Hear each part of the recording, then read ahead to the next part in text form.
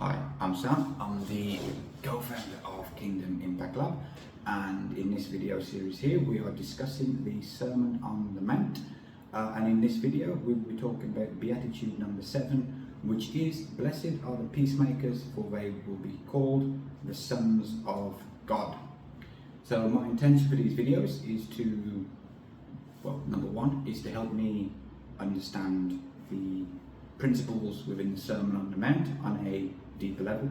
I believe that the Sermon on the Mount is probably the best framework to use to build a business on biblical principles.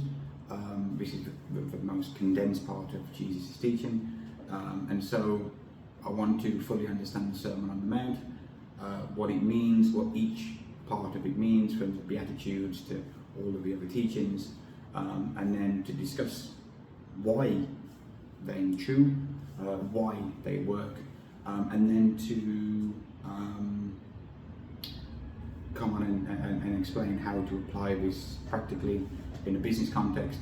But also, if I'm being completely honest, I know that not many people are going to be watching these videos, if anyone, so this basically gives me the chance to talk the things out loud, so that when I revisit these again in the not too distant future, or the second time I come around and the third time I come around to exploring these on a deeper level and the application, I'm going to be a bit more succinct and concise in the way that I can explain things. So, you know, that's the disclaimer. This is unscripted. I do have notes. I don't know how long the video will be or where we'll go. So it's just a journey of exploration and discovery for me as much as it is for you. So let's dive in. Blessed are the peacemakers, for they shall be called the sons of God. So basically what this means here is, so it means peacemaking in this context isn't about avoiding conflict completely or to ignore conflict, but rather it's about actively restoring broken relationships. So what does that actually mean? So what this means is, or what I perceive this to mean, is that it's about confronting the chaos of the world in a truthful, honest way, even if that causes conflict for you or for others around you. That was something that is not my own thought. That's inspired by Jordan Peterson, and actively restoring broken relationships, which essentially means reconciliation. So Beatitude number 7 is essentially about reconciliation. So reconciliation would be, there's two sides to consider. First is inner reconciliation, and the second is outer reconciliation. Inner reconciliation is going to be to align who you are as a person with what you are doing on the outside, which is what we discussed in the previous video, which was "Blessed are the pure in heart, for they shall see God." And that means that you have to integrate who you are as a person with what you do on the outside. So you have some order between who you are as a person and what you do. There's not a mismatch, and that's how you feel complete, kind of thing. So that's the inner reconciliation, and the outer reconciliation is to reconcile and to try to be a peacemaker with other people and the people that you interact with. And so what that would mean is, would be, I can't read my own notes, which is not a good thing. So I'll have to do this without referring to my notes, which I guess is a better thing. So one way that you would want to reconcile is to move away from the worldly pulls and the worldly influences, which would include, through business as an example, is that you would look at your competitors as competitors. They are essentially your enemies. that you are competing for the customer, for the client, and there's various sayings in marketing where what would you rather do? Would you rather someone pay you or pay your competitors? And if you'd rather pay you, this is what you need to do. You need to do this, you need to do this, you need to outperform and out this thing. And well, when that's a good strategy to do if you're operating entirely in a transactional sense. But it's also coming from a scarcity mindset. It's also approaching things from a zero-sum game where in order for me to win, you must lose, which is just not really the best mindset to have. Rather, if you flip it around and look through the lens of abundance, where there's an infinite amount of the pie to share between everyone, you would start to view your competitors not as the enemies, but you're going to kind of view them as people that you can collaborate with, people that you can get mentorship from, people that you can help each other because you're all working towards a shared goal, and that shared goal through the Christian lens would be for kingdom impact, and that's a much better way to do it. And if you were to operate based on, if you were to operate here in terms of in a collaborative way with your competitors, you've got support for one.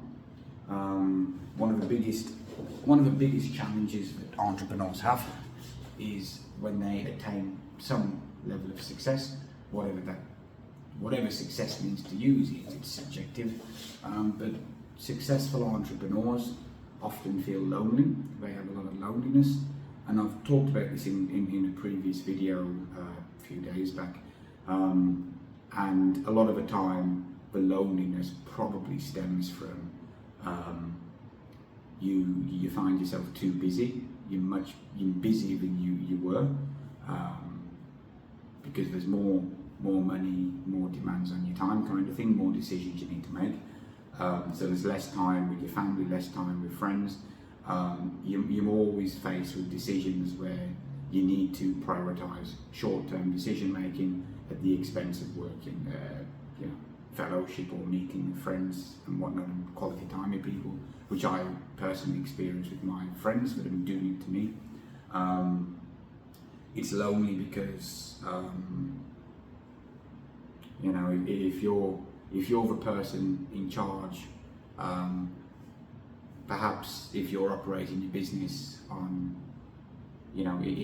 on secular transactional terms, people are working for you not because they buy into your mission and the impact that you want to do, rather they are working at your company for the paycheck, and so you can't really have any meaningful connections with many people because the whole relationship is transactional, and it's extremely difficult to inject transformation into a relationship that's transactional.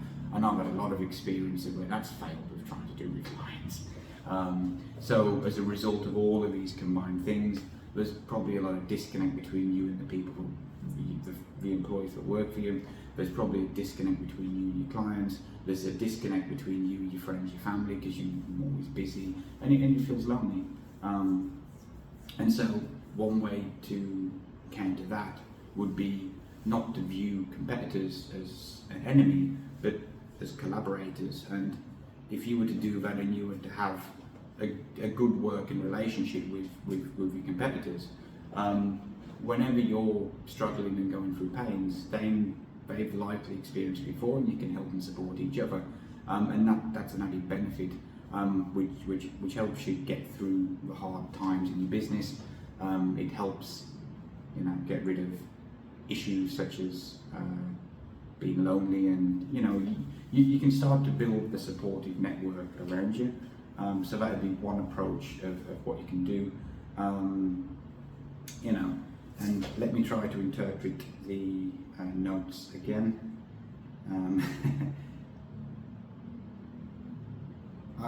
So yeah, I think I can't really read what I put here, but In terms of aiming towards becoming Christ-like in what you do, which is my solution, it worked for me.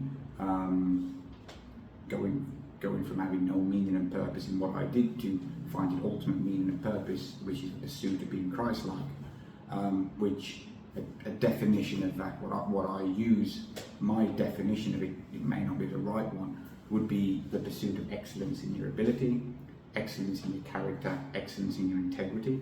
You're constantly getting better. You're viewing every situation you're in as from a humble perspective where you can grow, become better, serve more people, do things in a better way. You're operating on extravagant love and kindness, where you basically view everything that you do as an opportunity to be the biggest blessing to as many people as possible, which completely reframes what you do. It reframes the mundane things that you might do in your business, like content creation or social media, all these things, into something that becomes exciting and an opportunity. It's operating it's operating with a mindset of humble service, where you have experienced some kind of transformation yourself, and now you can help others get through the same struggles that you've done in the past. And you operate from a position of humility, where every person that you interact with, prospects, clients, whoever it is, someone on your email list is reading an email, you're operating and treating them as a unique human made in the image of God. You're speaking to them not with the intention of getting their money from them, which is the transactional mindset, but rather it's what can you learn from them, what's their story, how can you be a blessing to them. You go into every interaction with that aim there that you want to be a blessing to them, and you do this with an attitude of humility, which prevents pride sneaking in and taking over.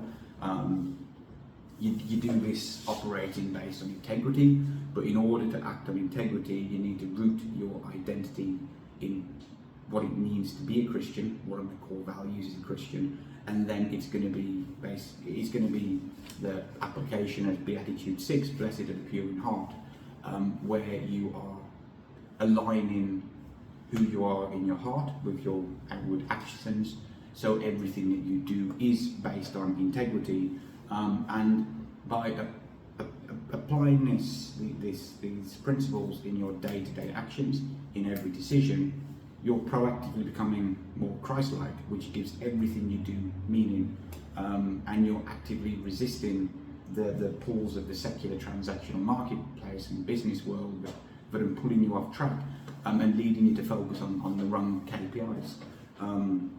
And that's pretty much what the solution is. That's what your highest order aim should be. Well, at least that's what worked for me.